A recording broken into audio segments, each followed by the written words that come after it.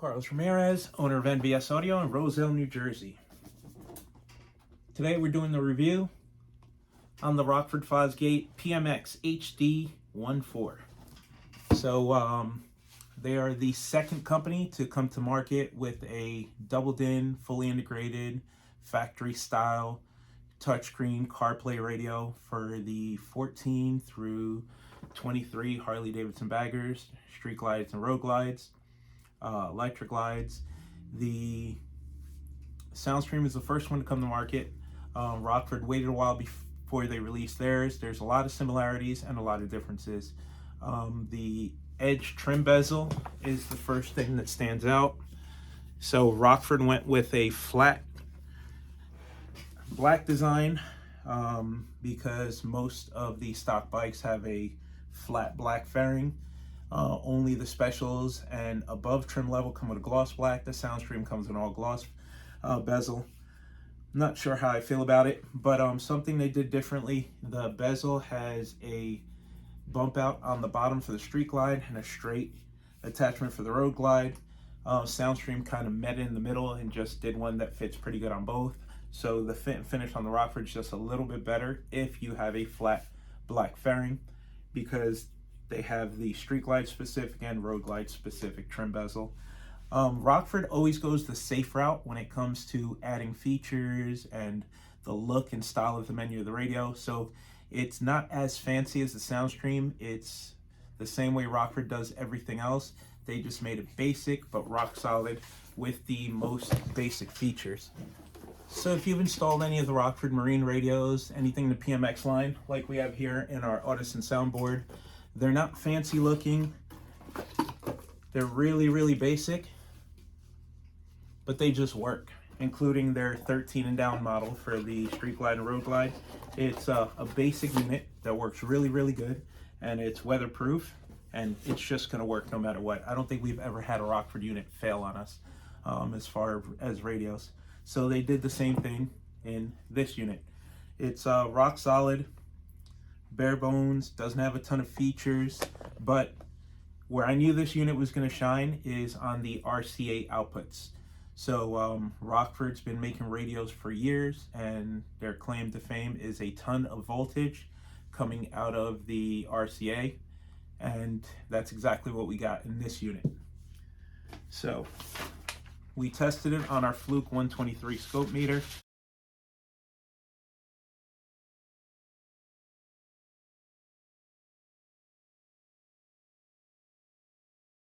And we put it up against the Soundstream. Both radios claim 4 volts out of the RCAs. So when we tested the Rockford radio, we tested at 20 hertz, which is a really hard frequency to reproduce. We tested at 40 hertz, and we tested it at 1000 hertz. It got 4.2 volts, clean, undistorted output with the volume maxed all the way up. So DQ flat and the radio maxed out top volume, we got clean 4.2 volts on the scope at 20 hertz, 40 hertz, and 1000 hertz. We tested the Soundstream. The Soundstream did really good too, but the Soundstream only gave us 3 volts. When we maxed out the volume on the Soundstream, we had clipped at 20 hertz, but it produced 4 volts. We had clipped max volume at 40 hertz, and it produced 4.2 volts. And at max volume again, 1 kilohertz tune, 1000 hertz, we did 4.8 volts. But in order to get it not to clip, so to get the maximum voltage with clean undistorted signal, we could not take the radio all the way up to max, which is 50. So at 20 hertz, we were able to take it to 42, and it produced 3 volts clean. That was at 20 hertz. At 40 hertz, we were able to take the volume up to 47, and it produced a clean 3 volts. And at 1000 hertz, we were able to take it up to 47, and it produced 4.2 volts. So not a huge difference in numbers, but the Rockford radio was a little bit cleaner on the output side, and it did it at maximum volume. So the volume all the way up, the radio did not clip, which is really good.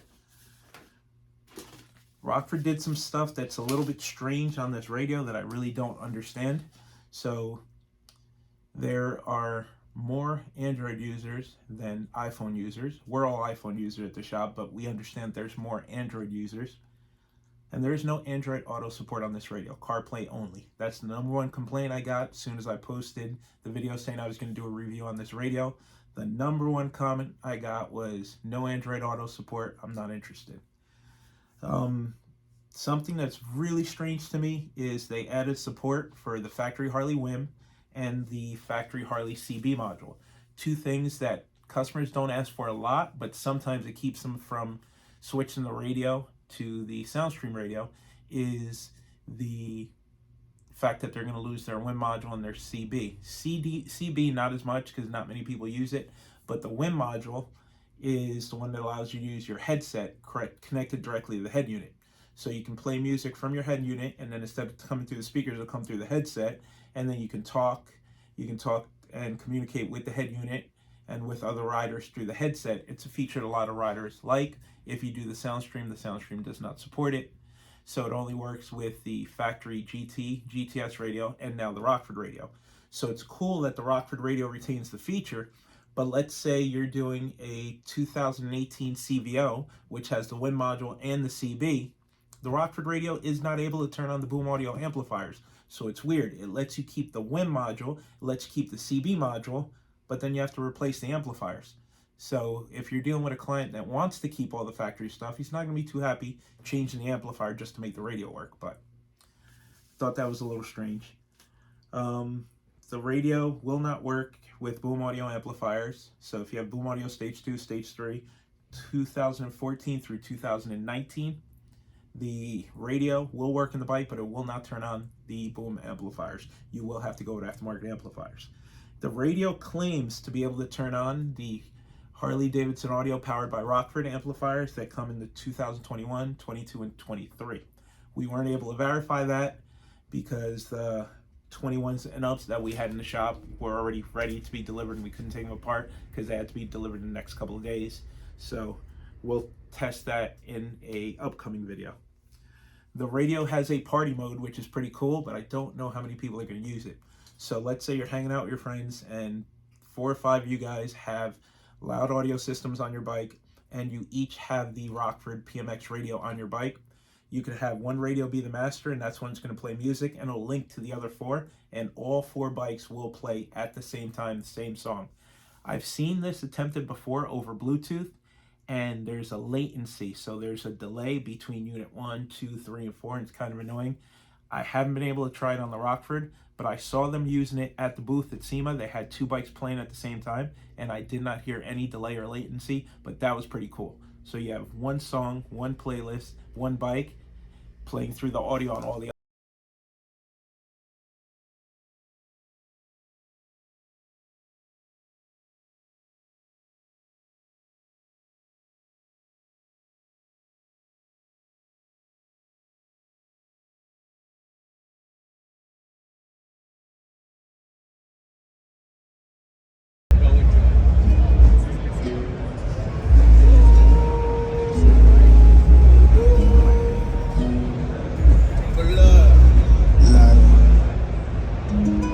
How you pull up, baby? How you pull up? How you pull up? I pull up. Step in the kitchen. Let's go. Don't know how many people are going to use it, and the odds of 2 or 3 people with loud stereos having the same radio, but we'll see what happens. Feature that I like that they added, when we're doing the SoundStream radios, a lot of times clients are coming in with a Sony radio that they want to remove because it's been water damage, or they're going to run the risk of getting water damage, and they want to swap it to the SoundStream radio. When the previous shop installed the Sony radio, they removed the factory USB. The SoundStream radio requires the factory USB for CarPlay to work. SoundStream offers the USB as a separate accessory, so you can add it if the customer lost it. Rockford went this route about it. They have a long extension, it's about 2 feet off the back of the radio, comes with the factory grommet, so you just pop it in the glove box, and it seals and installs just like factory without having to order the factory part or look for a part or hope you have the part in stock. So whether the client has the USB or not, doesn't matter when you're installing the Rockford radio. It comes with a USB extension in the grommet, so it just pops into factory location. That was pretty cool. Has the ability For SiriusXM, you just have to add the SiriusXM module. Plugs in the back, just like the SI version of the SoundStream. There is no module required for this. So something I like about the Rockford is everything is internal to the radio. There's no external modules like the 14 Plus or the 14 SI from SoundStream. The reason that's a big deal to us is those modules are not waterproof. So with having everything internal, it's less chance. So even though the radio is weatherproof on the SoundStream, if the modules get wet and they stop working, the radio will not turn on. So everything's internal on the Rockford, so that's something you don't have to worry about. Everybody keeps asking me which radio is better, the Rockford or the SoundStream. I can't say better. The radios are too different, and they offer different features, from the RCA output to the ability to retain your WIM to even the finish of the face. So if somebody hates the gloss black face on the SoundStream, then the Rockford would be the option for them. I know that the Rockford units is going to sell just because Rockford's reputation and the diehard fanatics that Rockford has out there. Some people just won't put a SoundStream unit on their bike. They just don't trust it for whatever reason. So we will be stocking the SoundStream units and we will be stocking the Rockford units because I know certain clients are going to like one over the other. So we're going to stock both. To be honest, for me, if it's a 2019 and up, I prefer the factory GTS radio. It's personally my favorite. But if you're running a 2014 through 2018, and especially if you have the 3.5 inch screen, then I could definitely see going for the Rockford or the SoundStream unit. But I think Rockford did a good job. They played it safe. The graphics aren't over the top. They did the same thing that they always do, and they designed a quality unit with a basic generic look and basic generic features that are going to work and that aren't going to break. So I don't know, choose the unit that's right for you. I think Rockford did a really good job with this unit. I'm going to show it to you on the bike now, and pick the radio as the feature sets that work for you and the company whose name you trust, and it's up to you.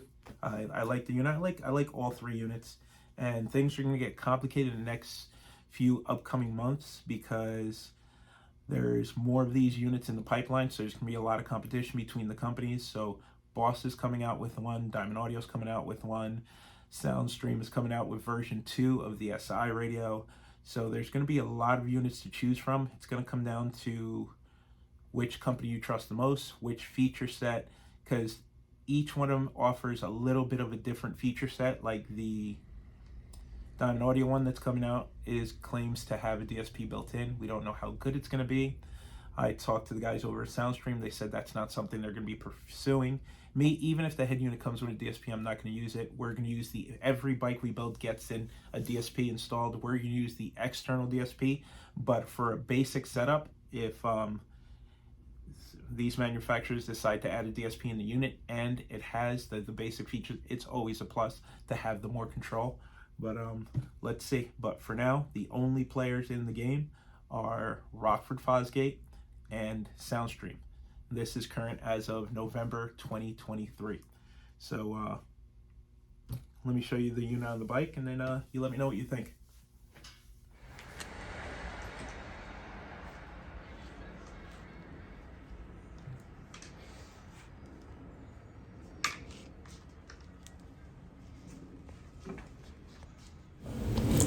As you can see, this is a Road Glide Special, and the flat black trim looks a little weird on the gloss black fairing. Beautiful boot up screen.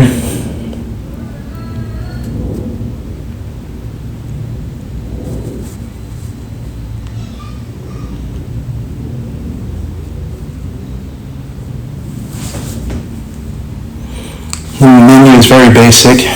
That lets you display the tripometer on the motorcycle, distance traveled, and this is the music screen to let you select your source. Once again, very basic, clean, basic, easy to use. Bluetooth menu setting.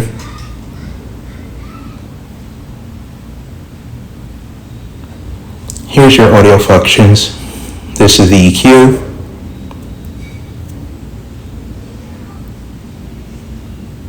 Here's your crossover settings for front, rear, and sub RCA.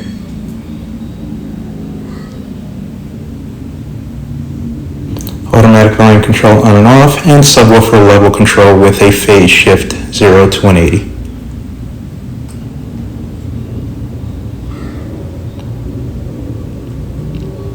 This menu, it lets you select the Rockford kits. So if you're doing a full Rockford setup, you just select the package that you're using. We're going with a flat tune because we're not using any of the Rockford amplifiers or speakers. I like this feature. This is source level control, so you can make sure that the FM volume is the same as your Bluetooth volume, is the same as your other sources.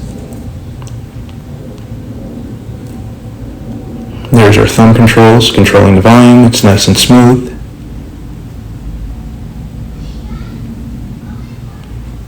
One thing that it does, unlike the sound stream, if you hold the button too long on the sound stream, the volume will shoot up really, really fast. On this one, you can hold it up as much as you want. It only increases 1 or 2 clicks at a time.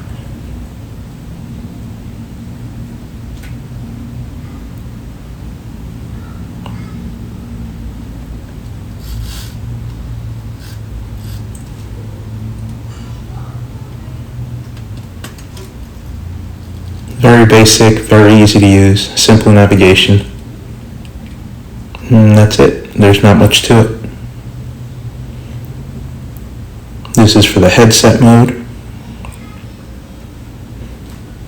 Here's our clock, brightness, and language settings. And back to the audio setting. And back home.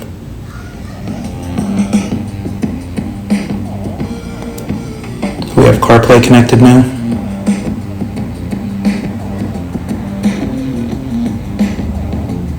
There's our Google Maps.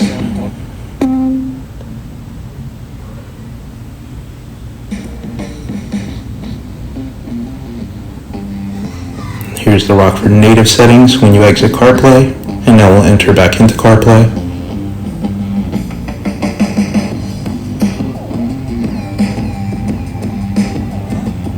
Nice clean interface that anybody could use without getting confused.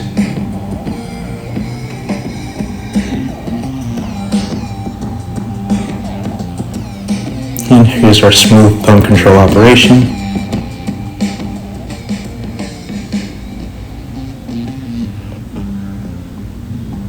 There's our USB. Comes with a grommet. Extends right into the factory pocket on this side. Right there.